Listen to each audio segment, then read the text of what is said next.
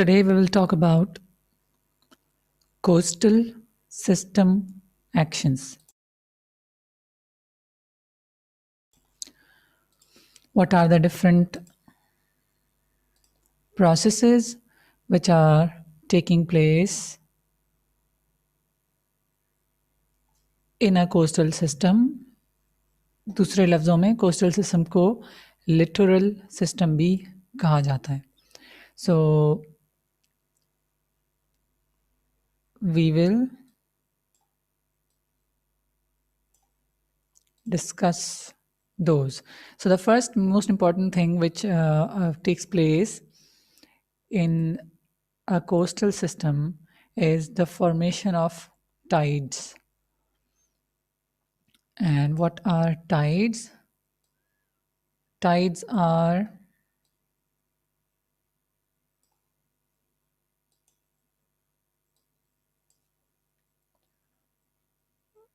change in the overall sea level at the coast.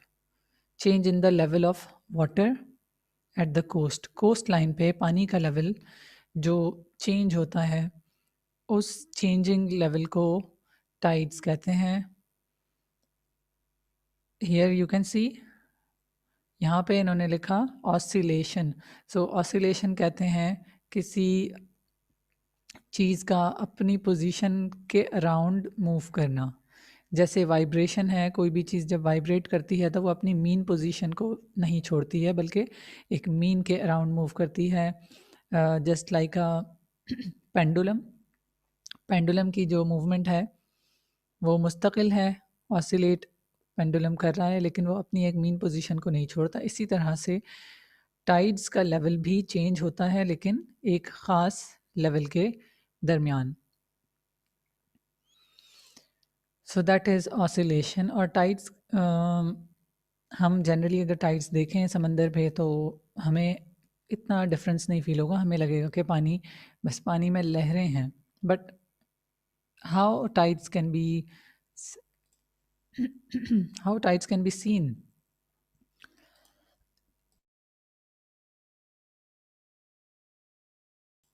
Or how can we differentiate tide from waves? क्योंकि wave और Tide को आमतौर पे एक जैसी चीज़ कंसिडर की जाती है लेकिन tides are different, waves are different. क्या डिफरेंस है? The reason behind that movement is different. Tides बनते हैं gravitational force of moon and sun. जो सेलेस्टियल बॉडीज़ हैं, heavenly bodies like moon, sun and other planets as well, उनकी gravitational pull की वजह से समंदर की लहरें या तो चढ़ जाएंगी या पीछे को चली जाएंगी. सो वो लहरों का चढ़ना और उतरना टाइड्स कहलाता है. लेकिन हम दूसरे प्लैनेट्स को कंसिडर नहीं करते बल्कि we consider the gravitational pull of the sun, क्योंकि वो मुस्तकिल अर्थ के सामने है, और इसी तरह से the gravitational pull of the moon. So ये दो रीजंस हैं जिसकी वजह से टाइड्स बनते हैं. And how do we see it on the sea at the coast? कि यू मस्ट हैव नोटिस्ड कि रात के टाइम पे समंदर का पानी ऊपर आ जाता है. अगर सी व्यू पे आप गए हों तो रात को वो पानी जो उन्होंने दीवार बनाई हुई है उस दीवार के पानी बहुत करीब आ जाता है, और दिन के टाइम पे स्पेशली दोपहर 12-1 बजे के टाइम पे वो पानी काफ़ी पीछे चला जाता है. तो ये जो पानी का आगे बढ़ना और पीछे जाना, ये rising and falling of the water level है, और ये ग्रेविटी की वजह से होता है. रात में इसलिए चढ़ता है कि मून की ग्रेविटी इस पर असरअंदाज होती है, और 14वीं की रात को सबसे ज़्यादा ग्रेविटी सबसे ज़्यादा समंदर चढ़ा हुआ होता है. वी यूज़ दिस वर्ड समंदर का चढ़ना. So that's tide. Okay, then tides are tides की मूवमेंट क्या है? चढ़ना और टाइड्स का उतरना. तो चढ़ने को कहते हैं फ्लडिंग ऑफ टाइड या राइजिंग ऑफ टाइड, और उतरने को falling of the tides and ebbing, या we can say when the tide have risen so it's a flood tide, and then जब नीचे है तो हम कहेंगे एब टाइड. देयर इज एब, ई डबल बी एब.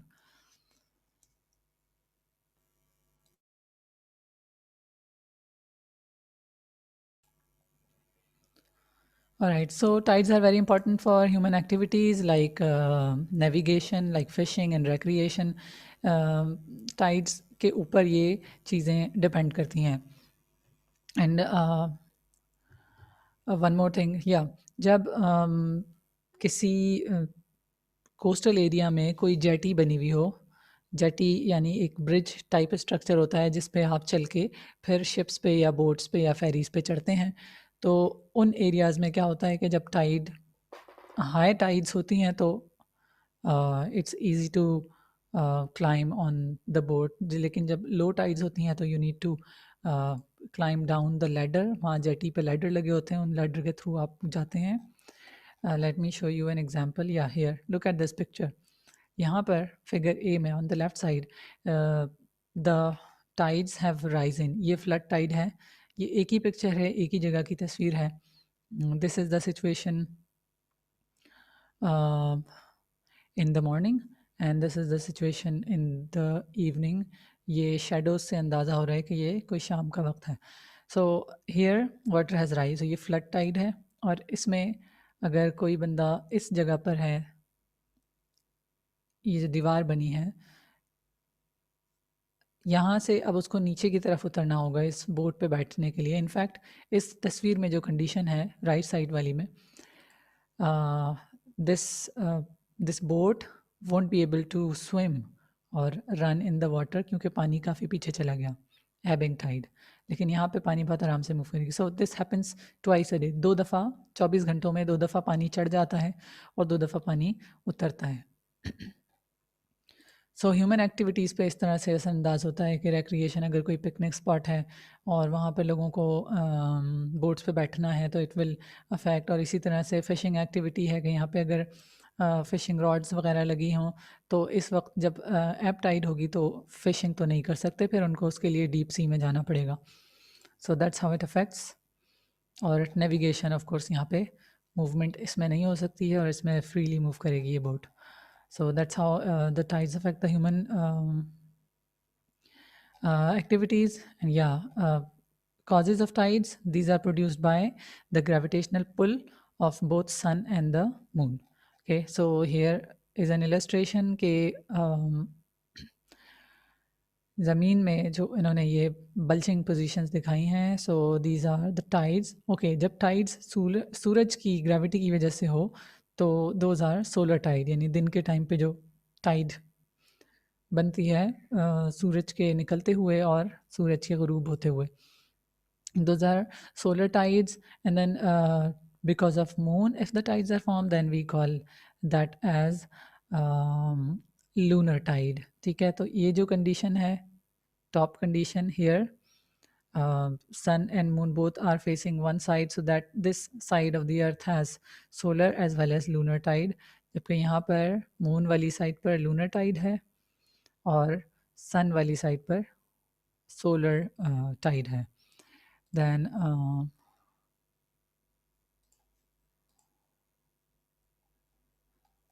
and this condition again, यहाँ पे moon की position in this one figure B में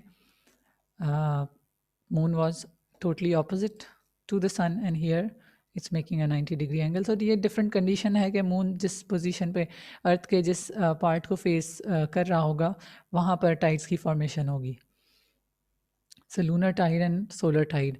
And people say that क्योंकि इन बॉडीज़ के अंदर यानी moon and the sun they have gravity and they pull is everything towards themselves.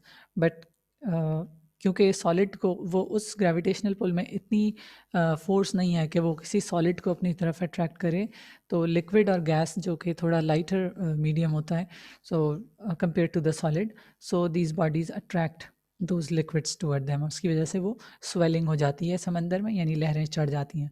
इसी तरह कहा जाता है कि इंसान भी अगर 14वीं का चांद देख रहा होता है तो उसके भी जो बॉडी फ्लूइड है, specially the fluid in their head, that is being pulled by the moon. इसलिए चांद को देखकर इंसानों को थोड़ा अजीब फील होता है. कैन यू से व्हाट शुड आई रिपीट? आप मुझे थोड़ा बता दें तो फिर मैं रिपीट कर दूं. जो फिगर मैं बता रही थी, यू कैन राइट डाउन कोई एक चीज़ ताकि फिर मैं उसको बता सकूं। You type it down, till then मैं आगे चलती हूँ।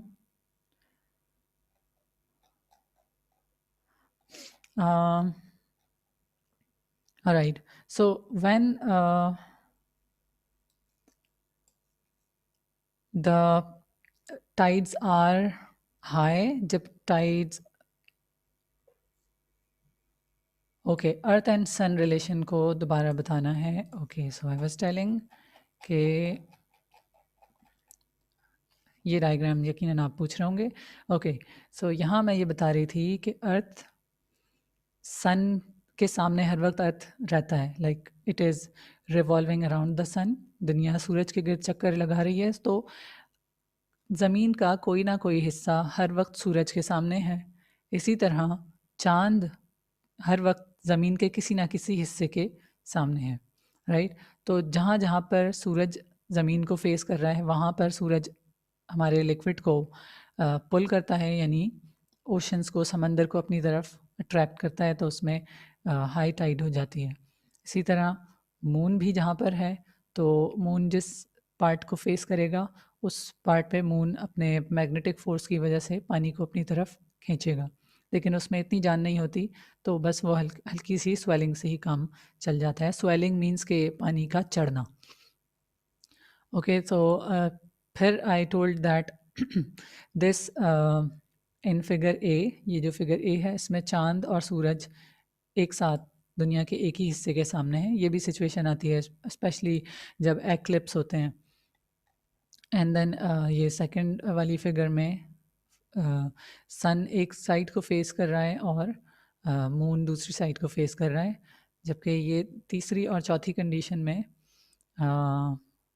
मून और सन को अगर हम अर्थ से एंगल बनाएं, तो ये 90 डिग्री का एंगल बन रहा है।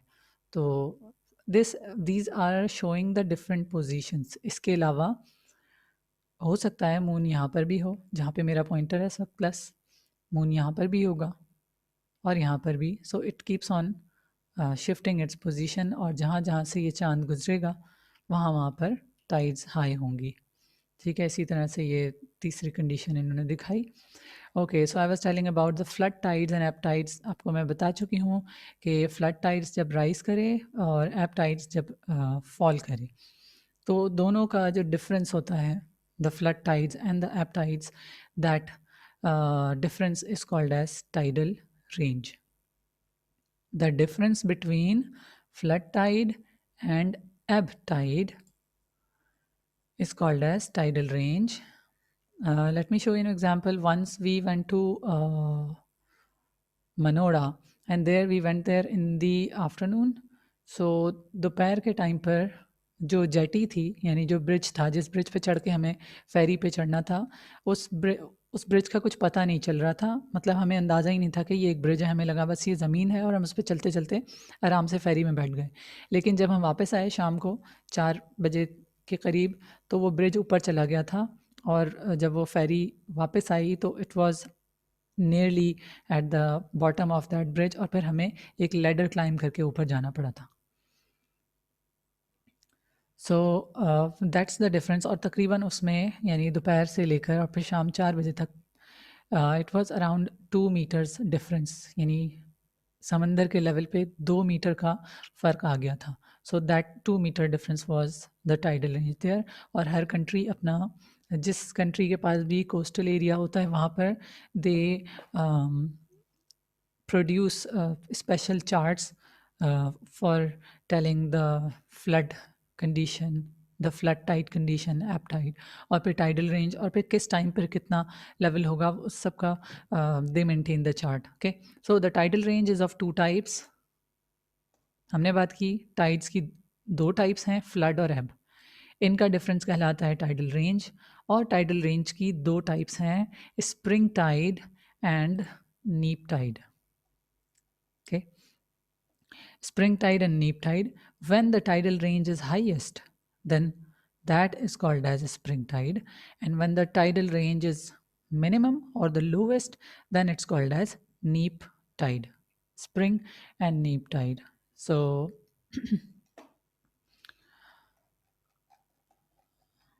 Yeah, here it is, neap tide. The lesser tidal range is called as a neap tide. नीप means without the power of advancing, यानी आगे नहीं बढ़ता है और वो अपनी जगह पर ही रहता है।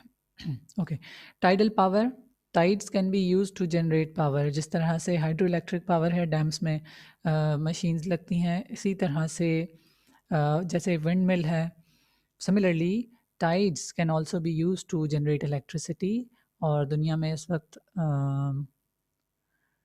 3 जगह हैं, in fact this book is quite old, so उस वक्त 3 जगहों पर power was generated using tide. So it's in Russia में एक टाइडल पावर स्टेशन है, फ्रांस में है, and then in Canada where the tidal power is used for generating electricity. Okay, then second most important coastal system action is the formation of wave, the movement of waves. Waves में भी पानी की लहरें बनती हैं, tides में भी लहरें बनती हैं, लेकिन क्या डिफरेंस है? Waves are formed by the friction of wind.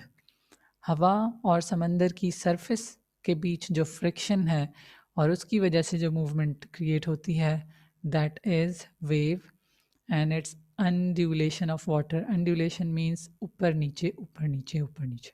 okay, if you trace the movement of my pointer, तो मैं अपने पॉइंटर को undulating मूव करके दिखाती हूँ, ये लहरों के साथ। okay, so this is undulating movement.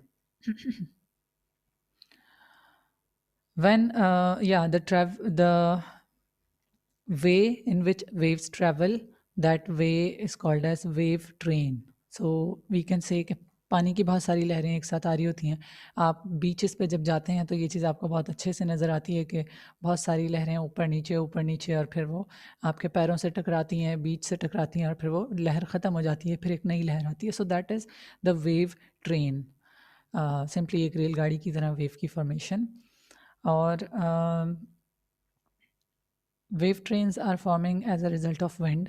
इसके अलावा in at some places in the sea there is a stormy area, जहाँ पे कोई तूफ़ान हो, तो वो तूफ़ान भी वेव ट्रेन को जनरेट करता है, right? And whenever there is a storm in the sea, it will generate wave train in all directions. Her direction में wave train मूव करेगी। Alright, so when the waves are high, जब wave ऊपर की तरफ है, so that position is called as swell.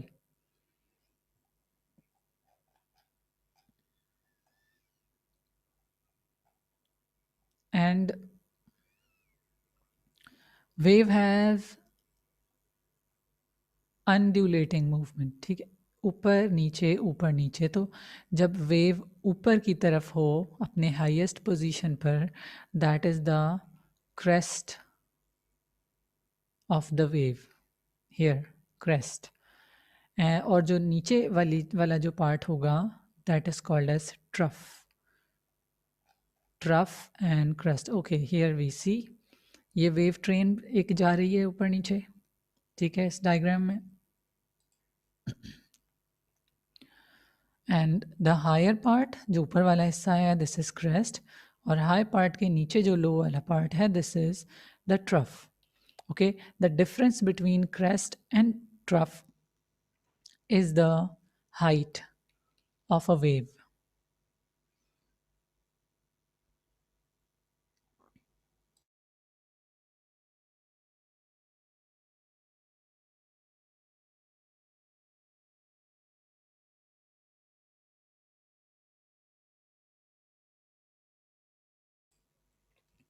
Okay, so height of the wave, excuse me, give me a second.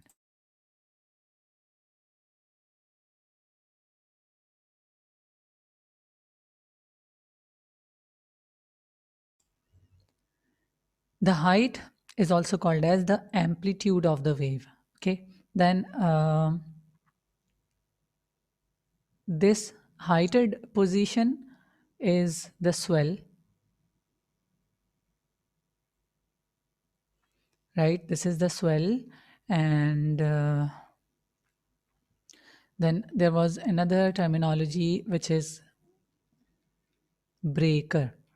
So, breaker is the wave which has attained maximum height near the shore and then it falls.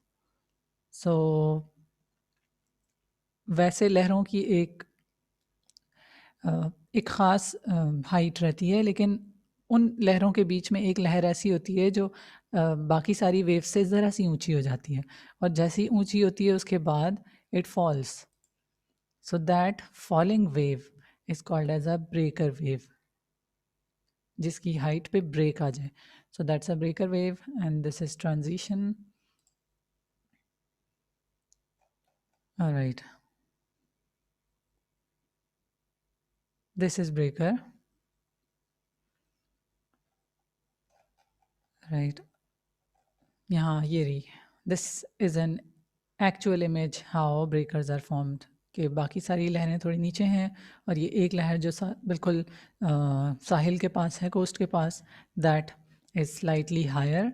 जब वो एक खास level पे आने के बाद उसका equilibrium ख़त्म हो जाता है, उसका फ्लो टूटता है, उसके बाद इट स्टार्ट्स फॉलिंग. यहाँ देखिए, यहाँ पे ऊंची सरफेस है, ब्रेकर वेव, और यहाँ पे आके ये ब्रेक हो गई. So this is breaker. और इसी दौरान ही सर्फ की फॉर्मेशन होती है, ये झाग जो है, and that is also called as the surf zone. और जो सर्फिंग एक गेम है वो भी इन्हीं लहरों के साथ वो गेम खेला जाता है. Right, then we have sometimes the breaker wave attains a dramatic height. बहुत ज़्यादा एकदम से उस वेव की हाइट बढ़ती है, and at that time the wave is called as a killer wave और द स्लीपर वेव. जो अक्सर पिकनिक्स पे जो हादसे हो जाते हैं कि people have drowned, that's because of this killer wave, कि एकदम से ऑल ऑफ अ सडन लहर काफ़ी ऊंची हो जाती है, 1 से 1.5 मीटर या इससे ज़्यादा. So that becomes a killer wave when the wave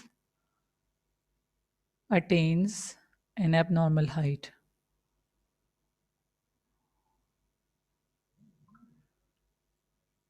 Okay, then we have next terminology. हम coastal system actions की बात कर रहे हैं. हमने अभी tides को पढ़ा, wave को पढ़ा, और हम ये now we will discuss wave refraction.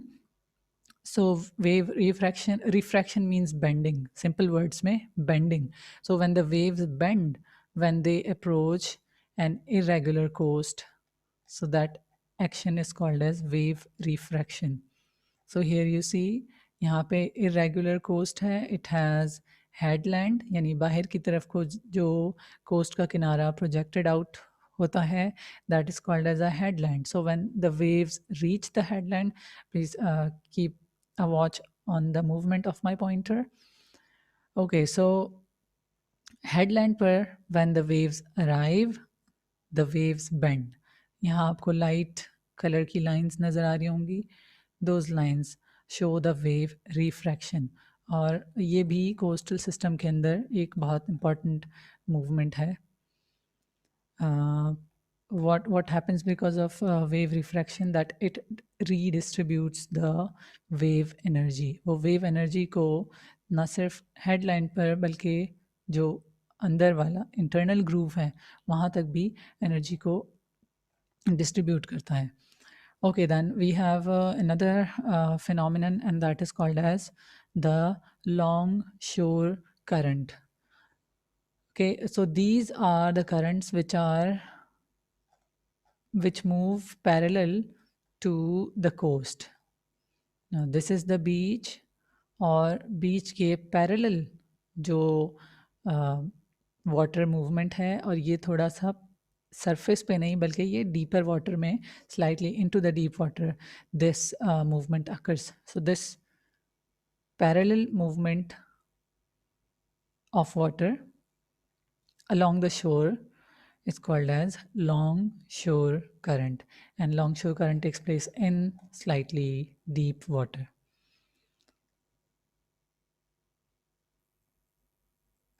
Okay, so what it does, it zigzags the prevalent direction of incoming waves. जो waves बिल्कुल सीधी वेव बीच की तरफ आ रही होती है, उन वेव्स को थोड़ा सा वो zigzag कर देता है, क्योंकि that's the longshore current. So you can say wind is blowing in this direction. ठीक है, तो हवा इस डायरेक्शन में है तो यकीनन वेव्स भी यूं जाएंगी. लेकिन क्योंकि डीप इन द वाटर, बहुत डीप नहीं, आप समझें 1 मीटर या 1.5 मीटर 2 मीटर की गहराई में लॉन्ग शोर करंट्स जा रहे हैं, तो उन करंट्स का इफेक्ट इस पानी पे पड़ता है, तो it has this zigzag like movement. That is longshore current. Okay, then we have another terminology, that is the littoral drift या longshore drift. Drift means the sediments which are deposited. ठीक है, पानी में मट्टी के पार्टिकल्स हैं, sand particles हैं, वो जब किसी भी बीच पे कोई वाटर अप्रोच करता है तो it dumps out, it deposits those sand particles, those particles, and that deposition is called as the drift. और क्योंकि वो ड्रिफ्ट लिटोरल जोन में है, कोस्टल जोन में है, लॉन्ग शोर की वजह से है, तो इसलिए उसको लॉन्ग शोर ड्रिफ्ट भी कहा जाता है और लिटोरल ड्रिफ्ट भी कहा जाता है. Then we have beach drift, of course the drift which is found on the beach. Drift means deposition. Beach is that part of coast which is comparatively flat and it has very less elevation gradient. बहुत कम height पे difference आता है. Then another special type of wave is the tsunami or the seismic sea wave here. Tsunami, हमारे लोग इसको tsunami कहते हैं और कुछ लोग उसको टी सुनामी कहते हैं. So it can be tsunami or tsunami. So the word seismic must be familiar to you from the starting of this semester. Seismic is the word related to tectonic plates. So when the plates collide with each other, what happens? Earthquake takes place. So when the earthquake takes place in the seafloor, then strong waves are generated in the sea, in the ocean, and those strong waves are called as tsunami. है wave, tide भी waves हैं, waves भी waves हैं, tsunami भी waves हैं. Tide, लेकिन tides gravity की वजह से, सूरज और चांद की ग्रेविटी की वजह से, वेव फ्रिक्शन की वजह से, हवा की फ्रिक्शन की वजह से, सोनामी अर्थक्वेक की वजह से आए. ठीक है, तो जब समंदर के अंदर अर्थक्वेक आता है तो that collision of the plates results in the disturbance of the water above. तो और sea और ocean is a very large water body, तो उसका disturbance काफ़ी ज़्यादा devastating, काफ़ी destructive. और कितना destructive है कि the waves in a tsunami are as high as 10 meters or even more than that.